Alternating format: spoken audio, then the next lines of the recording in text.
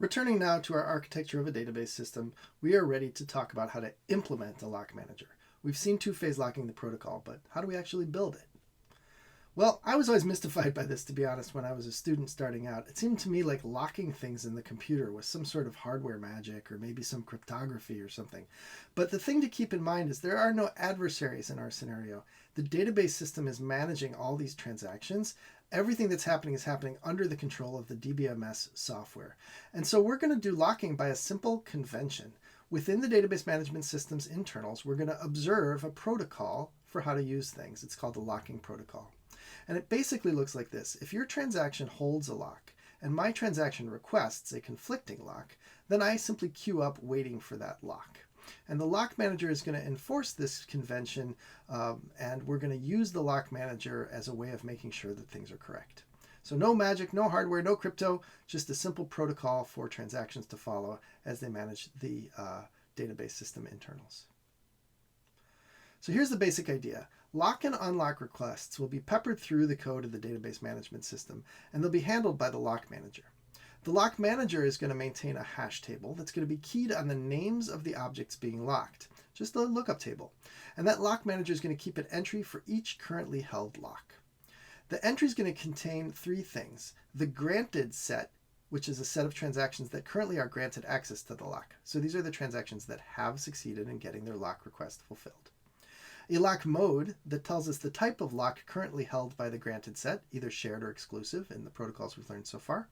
And a wait queue, which is a queue of transactions that are waiting to lock that object and the type of lock that they're trying to request. So in this example, we have an object A. It's been granted to transactions T1 and T2 in mode S. T3 and T4 are both waiting for an exclusive lock on A, and T4 is queued up behind T3. Similarly for B, the granted set is T6. It's in exclusive mode. And of course, in exclusive mode, there can only be one transaction in the granted set because it's exclusive. And then in the wait queue, we have T5 and T7. And note that T7 came after T5. When a lock request arrives at the lock manager, the first thing it checks is whether there's any transaction in either the granted set or the wait queue that is waiting for or has a conflicting lock. If the answer to that is no, then the transaction that's requesting the lock can go ahead. We put it in the granted set and we let them proceed. However, if the answer to that question is yes, then the requesting transaction is put into the wait queue for that lock, which is typically a first in, first out queue, and that transaction has to go to sleep, so to speak. It can't do any other actions until it's granted the lock.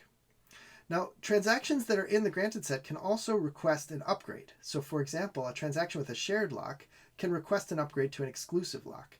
This is pretty common. Any SQL update command, for example, where you say, for example, update the amount of money in my account and set it to the amount of money times 1.1. Well, that has to read the amount and then multiply it by 1.1 and then write the amount. So it might start with a shared lock and then ask for an upgrade to an exclusive lock to update that value. So let's look at an example here of a schedule with some locks in it, and let's see what happens. In this example, the transaction on the left locks object A in exclusive mode. The transaction on the right locks object B in shared mode, reads B, locks object A in shared mode. Now that lock request is going to have to block on the exclusive lock of the first transaction. Okay, so the second transaction is now sleeping on the wait queue of the transaction. Meanwhile, the first transaction reads A, decrements it, and then writes it again, and then requests a lock for B. So and don't forget that we had a shared lock for B in the second transaction. So let's look at the lock table state that ends up from this. For lock A, we've got an X lock that's held by T1, and a wait queue that says T2 wants a shared lock on A.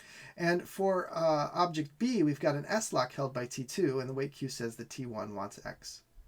So if you look at this, actually, T2 for object A is waiting for T1 to leave. But at object B, T1 is waiting for T2 to leave. They're waiting for each other. That is a problem. Neither of them can make progress. Both of them are holding locks, and neither T1 nor T2 can do anything at this point. This is what we call a deadlock.